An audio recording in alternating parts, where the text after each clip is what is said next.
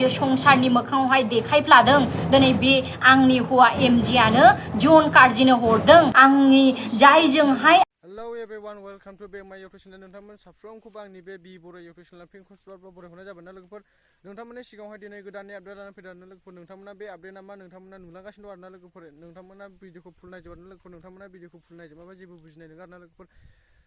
बिनिखायनो नोंथांमोना भिडिअखौ जेसेबां हायो एसेबांनो नायलांजोबनो सेस्था खालाम आरो ना लोगोफोर खुलुमबाय रायजोफोर नै आङो दासो डिउटिनिफ्राय फैदों फैनानैहाय दिनै फुंनिफ्राय एनिथिं एमजेआ जे आंनि सायावहाय जे गोबां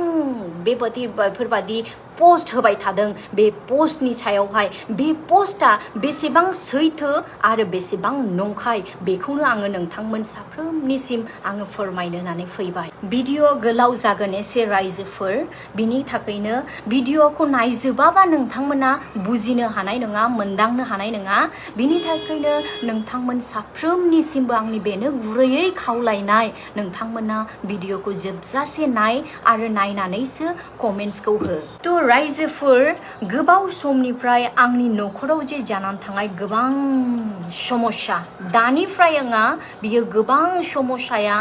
हाबा जाजेननायनिफ्राय लानानै जे समस्या फैदों बे समस्याखौ आङो इसोरखौ नायहरनानै इसोरनि बोसोनखौहाय आङो मानिनानै आङो सैथोयै आं निमाहा होयै फैदोंमोन नाथाय दिनैहाय आङो थांनाय जे मोनाबिलियावहाय सान थोआ हर थोआ रायलायदों होननानै सासे हौवाजों रायलायदों होननानै बेफोरबादि जे आंखौ गाज्रि पोस्ट लिरना होदों थ' बे आंनि जे बे लोगोखौहाय लोगोजों आंनि मा सोमोन्दो आरो नंगौ सैथोआ मा बेखौहाय आं नोंथांमोननि सिगाङावहाय आङो दिनैहाय बेखेवफैनो आङो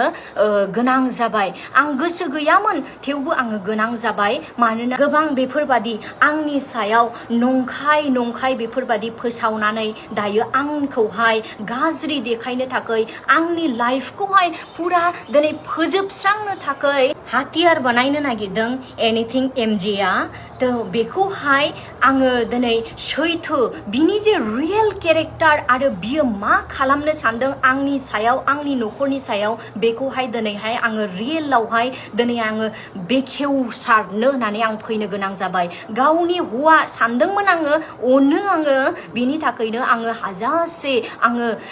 आङो बेखौ सैथोयै आङो निमाहा होबोदों गोबां आंखौ नासयबोब्लाबो आंनि बिमा बिफाखौ इभेन आंनि बिफाखौ बुनो सोनो थाखाय बियो गसंख्रांलायब्लाबोनो सिथारनो थाखाय आंनि बिमा आरो आंनि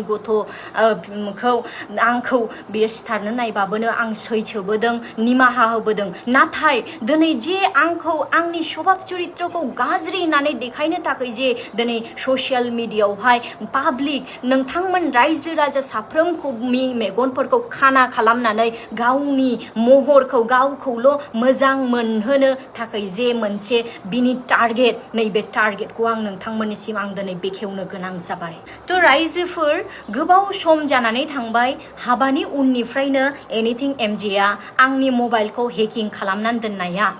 बे खोथाखौहाय आङो सिगां मिन्थियामोनबाबो आङो गैयाबाबोनो आङो मास मोनबासो जाबाय बे समावहायनो आं मोनथिदों जे एमजेआ आंनि मबाइलखौ जे हेकिं खालामदों बेखौ आं मास मोनबा सिगां मोनथिदों आं थ' गोबाव समनिफ्राय बियो आंनि सायावहाय बियो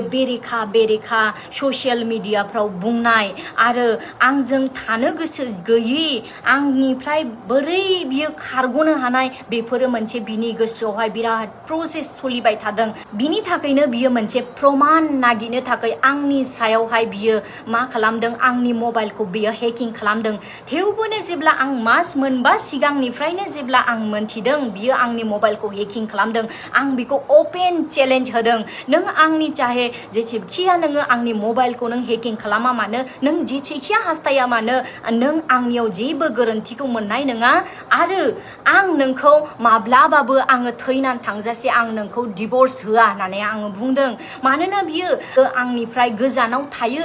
बियो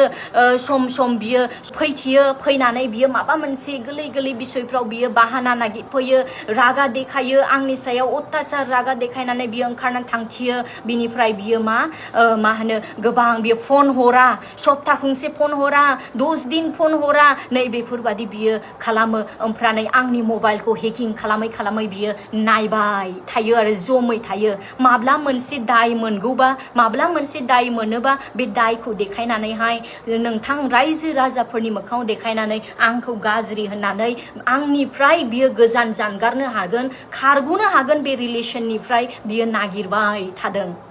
आरो बेफोरबादिनो आंखौ नागारनो थाखाय बियो माबादि पलिसि इउज खालामदों आङो गभर्नमेन्ट सार्भिस मावो आंहा डिउटियाव थांनांगौ दं गोबां